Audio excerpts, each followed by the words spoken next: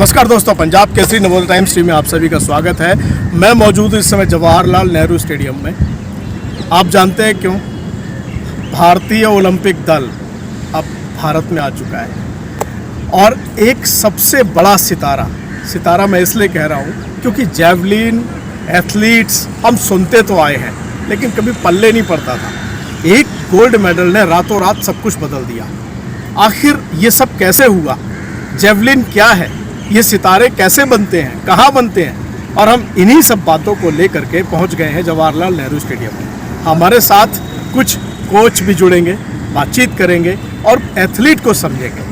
सबसे पहले हमारे साथ जैवलिन के कोच सुनील कुमार गोस्वामी जुड़ रहे हैं। सुनील जी, पंजाब केसरी नवोदय टाइम्स टीवी में आपका स्वागत है। नमस्कार। नमस्कार जी। आप सुनील जी, आप खुद नेशनल खेले 1997 से 2007-8 तक।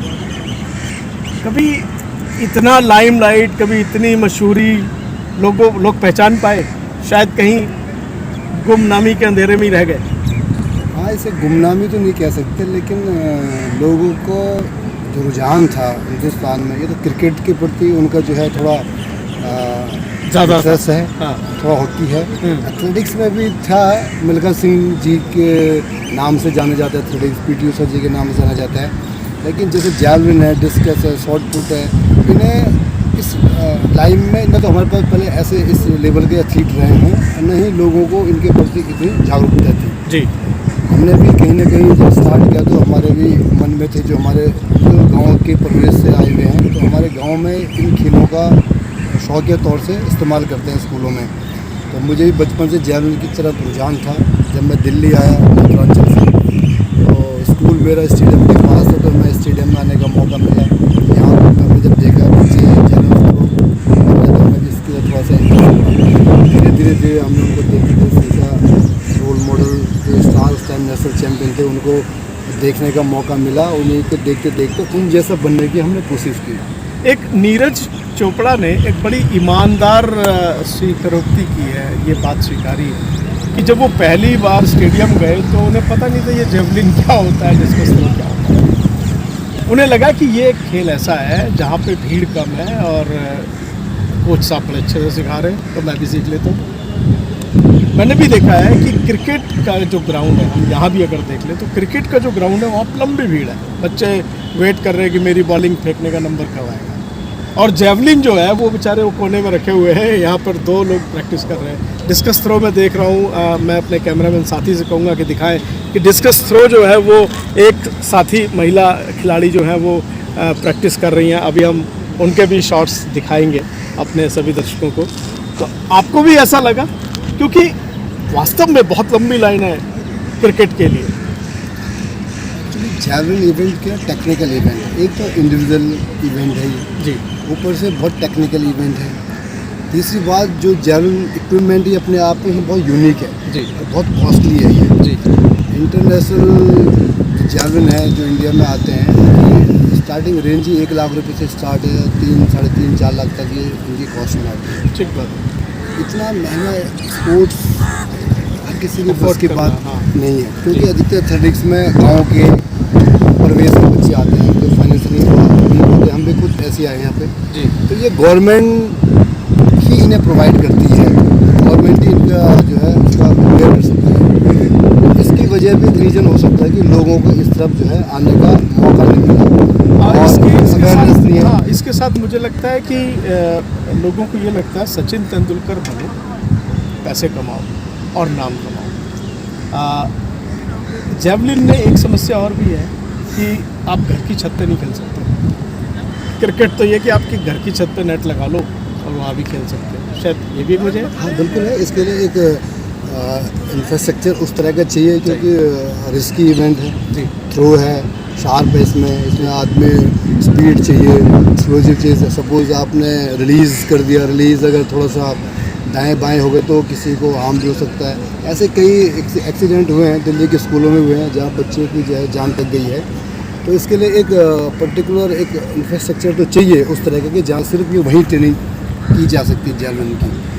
ये भी एक रीज़न है। अब क्या बदलाव नज़र आ रहा है आपको? मैं अभी कई स्पोर्ट्स कॉम्प्लेक्सेस में देख रहा हूँ, लोग जो हैं वो क्वेरीज़ बढ़ गई है जेवलिन सिखाने वाला कोई कोच है क्या?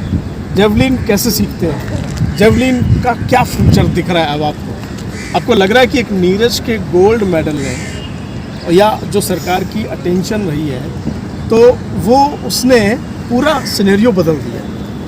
देखिए, नीरज के गोल्ड मेडल से ये तो तय है कि एथलेटिक्स में क्रांति आने वाली है, खासकर जैवलिन थ्रो में, क्योंकि अब वो एक स्टार बन चुका है। उसने एक इतिहास जो है बना दिया, अमर हो चुका है वो हमारे भारत देश के जो है इतिहास में उसने नाम दर्ज कर दिया है। हालांकि उसके अंदर खेल बहुत बचा हुआ है। उसने बोल दिया है कल स्पष्ट रूप से कि मेरा अगला टारगेट कॉमनवेल्थ गेम्स है, उसके बाद फिर से 2024 का ओलंपिक है, उसके बाद 2028 का ओलंपिक है। और जिस तरीके की फिटनेस है उसकी, उससे लगता है कि उसके अंदर अभी खेल है और वो अभी 8-10 साल बढ़िया खेलेगा। सर, थ्रो जो इवेंट है ना, थ्रो बेसिकली थ्रो इवेंट क्या टेक्निकल इवेंट है। इसमें मैच्योरिटी जैसे जैसे आपको मैच्योरिटी लेवल बढ़ता चला जाएगा, आपकी परफॉर्मेंस निखरती चली जाती है। इसमें लेट थोड़ा परफॉर्मेंस और गेम के हिसाब से थोड़ा लेट परफॉर्मेंस आती है।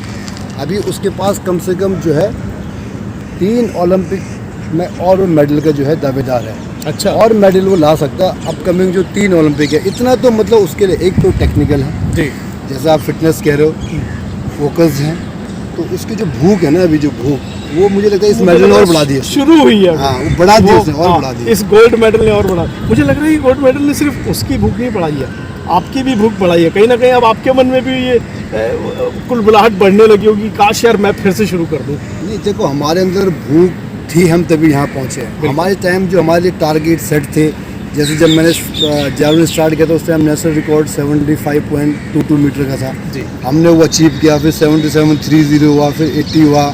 हमने उस रिकॉर्ड के पास तक गए हैं क्योंकि हमारे टारगेट वो थे। मुझे लगता है एक कोच के लिए ये भी एक भूख है कि उसका सिखाया हुआ बच्चा गोल्ड मेडल लाए, ओलंपिक में जाए, तो शायद वो भूख तो अभी भी आपके अंदर है और वो तड़प आपके अंदर है। वो तो सपना है। मैं तो खैर फिलहाल अभी कोई भी प्रोफेशनल कोच तो नहीं हूँ, मैं LIC में वर्किंग हूँ और मैं अभी भी यहाँ पे ट्रेनिंग के लिए इसलिए आता हूँ कि मैं अभी भी इस इवेंट को और बारीकी से और समझना चाहता हूँ और सीखना चाहता हूँ, जो मेरा एक्सपीरियंस है पास 15-20 सालों का। क्योंकि टेक्निक ऐसा ना कि साल दर साल ये चीज़ें इम्प्रूव हो, रिसर्च हो रही है। तो कहीं ना कहीं ग्राउंड में अगर आप रेगुलर आपकी जो है अटेंडेंस होती तो चीज़ें कि आप बारीकियाँ समझते हो और आपका मैच्योरिटी लेवल बढ़ता है। हाँ, मैं चाहता हूँ कि जो स्पोर्ट्स मैंने 20-25 साल दिया है, जो मेरे जैवलिन के प्रति मेरे अंदर जो एबिलिटी है, जो मैं पैशनेट हूँ उस इवेंट के प्रति, मैं सिखाना चाहता हूँ। जो मैंने सीखा है, जो मैंने लिया है बाहर से, दुनिया से, तो मैं चाहता हूँ कि कोई बच्चे हैं, जूनियर बच्चे, मैं उन्हें उसको प्रति मतलब मैं उनको किसी लायक बना पाऊँ। लेकिन हमारी क्या है कि हमारी विडम्बना यह है कि हिंदुस्तान में भी ऐसी कोई पॉलिसी नहीं है कि जैसे हम जैसे स्पोर्ट्समैन हैं जो किसी डिपार्टमेंट में नौकरी कर रहे हैं, हमें ऐसा कुछ पॉलिसी बने देश में, हो सकता है आगे बने, कि हमारी नौकरी तो भले वहाँ चलती रहे लेकिन हमारी रिस्पॉन्सिबिलिटी फिक्स कर दिया है किसी स्टेडियम में, किसी एकेडमी में, जिससे जो हमारे अंदर का हुनर है, जो हमारी एबिलिटी है जैवलिन के प्रति ये आपने एक बड़ी अच्छी बात कही है कि शायद ये पॉलिसी मेकर्स को भी समझ में आएगी। और मुझे लगता है भारत के स्पोर्ट्स में पॉलिसी मेकर्स, ब्यूरोक्रेट्स ये बहुत बड़ी भूमिका रखते हैं शायद। और वो कई बार इतनी लेंदी हो जाती है चीज़ें कि वो बनने की जगह बिगड़ जाती है। एक और बहुत महत्वपूर्ण बात है वो ये कि हम लोग आखिर एथलीट्स में पिछड़ क्यों गए? बहुत पिछड़ गए। मतलब चौथे नंबर पे आ जाते हैं, 5वें पे आ जाते हैं। PT ऊषा का रिकॉर्ड है, कई लोग हैं ऐसे, 1 दर्जन भर खिलाड़ियों की लिस्ट है। कहाँ लगता है आपको, कहाँ पे मिस कर जाते हैं? क्या टेक्निक मिस कर जाते हैं या आत्मविश्वास डोल जाता है? कौन सी चीज़ है वो, क्योंकि आप बेहतर जानते हैं? सर, पिछड़ने का क्या है कि मैं आपको बता दूं, जब कोई एक एथलीट बनता है, कोई बच्चा के 13-14 साल की उम्र में ग्राउंड में आता है तो उसको एक नेशनल लेवल पे स्टेबल होने में कम से कम 10 साल लगता है, मिनिमम 10 साल। आप देखते जब कोई बच्चा स्कूल जाता है, नर्सरी से, KG से, फर्स्ट क्लास, फिर 12th क्लास, फिर ग्रेजुएसन, 21-22 साल की उम्र एक बच्चा ग्रेजुएट होता है तो कहीं नौकरी में अप्लाई करने के लायक होता है। ऐसे स्पोर्ट्स में जो कोई बच्चा आता है 12-13 साल की उम्र में, उसे भी नेशनल लेवल में कंपटीशन करने के लिए भी 10 साल मिनिमम चाहिए होती है। इसमें में उसकी टेक्निक है, उसका डेवलपमेंट है, 10 तरह की चीज़ें होती है, एक टाइम तो लगता है। अब एथलीट में सपोज कोई एक दौर आया, कोई एक ग्रुप आया जिसने 7, 8, 10 साल राज किया है, नेशनल में इंटरनेशनल में, जब पीटी उषा जी थे, Correct. तिलका से जो भी थे। जी। उसके बाद अगर हमारे पास एक अच्छी पॉलिसी नहीं है, पीछे से अगर हमारी उस तरह से मतलब हमारी पॉलिसी नहीं है कि हम इनके बाद जो बच्चे तैयार करने किस हिसाब से करने हैं, कैसे उनको हम बढ़ाएं कि जिससे जो गैप है, जो बीच का गैप वो कम होता जाए। अब आज नीरज चोपड़ा बना है, मैं बोलूँ तो 100 साल में एक नीरज चोपड़ा बना है हमारे देश में।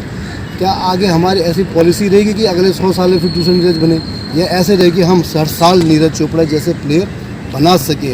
ऐसा कुछ हमारा मैकेनिज्म हो, ऐसा कोई ट्रेनिंग का, टेक्निक का, मतलब एक ऐसा कोई सिस्टम बने कि हर साल हम बच्चों को इस तरह से पॉलिश करें, इस तरह से नर्चर करें उनके टैलेंट को, कि साल दर साल हमारे पास बच्चे नहीं, लेकिन जो नेशनल और इंटरनेशनल गेम्स हैं वो उन सबका तो एक तरीके से टारगेट वही है भाई, कि आप तैयारी करें और परफॉर्म करें।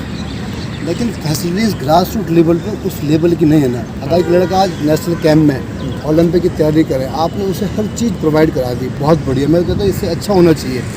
लेकिन वो बच्चा जब स्टार्ट करता है, जब ग्राउंड में आता है, तो ग्राउंड में देखते हैं ग्राउंड में कोचेज़ नहीं है, ग्राउंड में इक्विपमेंट नहीं है, ग्राउंड में प्रैक्टिस करने की वो फ्रीडम नहीं है। अच्छा, एक हमारे हिंदुस्तान में कई बार छुट्टियों का इतना माहौल होता है, बच्चा घर से ट्रेनिंग करने आया, स्टेडियम में गेट पर ताला लग गया जी, आज तो ये है, आज इसकी छुट्टी है, आज ये छुट्टी है, आज जो है कोच नहीं है, आज ग्राउंडमैन नहीं है, हम ग्राउंड में आते हैं ग्राउंडमैन नहीं है। क्या स्टेडियम्स में भी 5 डेज वीक होता है? 5 डेज का, या तो कई बार 3 डेज वीक होता है सर। माय गॉड, अच्छा जी, ये तो बहुत ये एक हाँ, ये भी एक विडम्बना। फिर आपका जो कोच जब बच्चा स्टार्ट करता तो है, आपका कहना है कि खेल में जो जोश, जो तड़प, जो आग खिलाड़ी के मन में है, वही प्रशासन के मन में भी जगानी पड़ेगी। जगनी चाहिए, वो जगानी पैशन पड़ेगी। उनके मन में भी होना जो चाहिए। पैशन आज प्रधानमंत्री नरेंद्र मोदी दिखा रहे हैं कि हर खिलाड़ी से वो 1-to-1 बात कर रहे हैं, शायद मुझे लगता है ये देश के इतिहास में वो संभव है, पहली बार है कि हर खिलाड़ी से वो 1-to-1 बात कर रहे हैं और वो आग जला रहे हैं, वो जगा रहे हैं। तो वो आग मुझे लगता है शायद उस ग्राउंडमैन के मन में भी होनी चाहिए जो ताला खोलता या बंद करता है, क्योंकि उसके एक ताला खोलने और बंद करने से एक खिलाड़ी का एक दिन का मोराल डाउन होता नहीं है, सिर्फ महीने भर तक वो डिप्रेस होता है। शायद आप ये कहना चाह रहे हैं? बिल्कुल। अब बच्चे हम ग्राउंड घर से सोच के आए कि हमारे माइंड में हमारे वर्कआउट का एक खाका बन चुका है कि मैं जाऊंगा, मैं जाके ये करूंगा, ये करूंगा, ये करूंगा, ये करूंगा, क्योंकि इसका टाइम एक इवेंट करने के लिए 10 इवेंट करने पड़ते हैं, Right. 10 तरह की एक्सरसाइज करनी पड़ती है, Right. उसका भी टाइमिंग है कि मुझे कितना रेस्ट अच्छा, लेना है। अभी हमारे यहाँ जेवलिन को हम जेवलिन और डिस्कस थ्रो मैं देख रहा हूँ खिलाड़ी कर रही हैं, ये पूरा एरिया जो है, ये कुछ पैरालंपिक्स भी है जो डिस्कस थ्रो कर रहे हैं, ये भी एक बड़ी अच्छी बात है। हमारे यहाँ नेशनल गेम्स भी होते हैं दिल्ली में। नेशनल गेम्स हमारे 4 साल में नेशनल गेम्स होते हैं, हाँ, नेशनल चैंपियनशिप्स हर साल होती हैं, डिस्ट्रिक्ट लेवल पे भी होते हैं? डिस्ट्रिक्ट लेवल भी होती है, स्टेट लेवल भी होता है। तो वो सेटिस्फैक्ट्री है, संतोषजनक है? नहीं, कंपटीशन तो है। होते रहते हैं, वो एक अलग पार्ट है, कंपटीशन अलग पार्ट है, प्रैक्टिस अलग पार्ट है, प्रैक्टिस में मिलने वाली सहूलियत अलग पार्ट है, टेक्निकली मतलब आपका कहना ये कि एक खिलाड़ी खुद जूझता है और उसे अपनी मेहनत खुद करनी है, उसको अपने मेडल मतलब अपने भीतर की आग से लेकर के और मेडल की जाग तक खुद जलाए रखना पड़ता है, खुद जगाए रखना। लेकिन मुझे लग रहा है अब जैसे हमारे माननीय प्रधानमंत्री नरेंद्र मोदी ने जिस तरह से जो है शुरुआत की है, जिस तरह से उन्होंने खिलाड़ियों की संवेदनाओं को छुआ है, जिस संवेदनशीलता से उन्होंने एक एक स्पोर्ट्स पर्सन से बात की, उनकी हार में भी उनकी जीत में भी, मुझे लगता है ये ऐसा है कि जिसे कहते हैं बारूद में चिंगारे लगाने का। तो आने वाले 10-15 सालों में इसका असर दिखेगा और ज़रूर हमारा देश स्पोर्ट्स में जो है वो ऊंचाई छुएगा जो यूरोप या चाइना या जापान, यूरोपियन कंट्री जो है कर रही हैं। अरे हमारा वक्त आएगा आगे। मेरा आखिरी सवाल है वो यही है कि छोटे छोटे देश बहुत अमीर नहीं है, वो बहुत छोटे हैं और वो मेडल की जो टैली होती है, पदक तालिका, उसमें बहुत ऊपर देख के बहुत तकलीफ़ होती है। आखिर आपको लगता है अगले 10 साल 15 साल में कुछ बदलने वाला है? बिल्कुल बदलेगा सर, अभी बदला। अगर आप पिछले 15-20 साल पीछे जाओगे तो मैं पर्टिकुलर अपने इवेंट से बात करूँगा। एथलेटिक्स में हमारे कई इवेंट है जो हम पिछले 10-12-15 सालों से बड़ा अच्छा कर रहे हैं। वर्ल्ड लेवल पे हमारे एथलीट जो परफॉर्म कर रहे हैं, वर्ल्ड लेवल पे फर्स्ट सेकंड थर्ड में मान तो है, मेडल की वैल्यू, मेडल के लिए हर आदमी वहाँ जा रहा है, गोल्ड जीतने जा रहा है, लेकिन वहाँ फाइनल में पहुँचना, वहाँ कम्पीट करना, चाहे वो 4x400 मीटर रिले हो, हमारे जो है जंपर्स, लॉन्ग जंपर है, हमारे ट्रिपल चेस का लड़का इतना अच्छा किया है, हमारे जो स्प्रिंटर है हिमा दास है, द्वितीय चंद है, बहुत बढ़िया। इससे पहले भी परमजीत है, अब उससे पहले बेनमोल थी। मतलब काफ़ी एथलेटिक्स तो पिछले 10-15 सालों से ग्रो बेहतर कर रहे हैं, बहुत बेहतर कर रहे हैं, अब और करेंगे। Very good. चलिए सुनील जी, आप हमारे साथ जुड़े, आपका बहुत बहुत धन्यवाद। जैसा सुनील कुमार गोस्वामी ने कहा कि हालात बदलने चाहिए, सूरत हालात बदलने चाहिए। पिछले 10 सालों में बहुत कुछ बदला तो है, लेकिन अभी बहुत ज़रूरत भी है। अनिल सागर, जवाहरलाल नेहरू स्टेडियम से।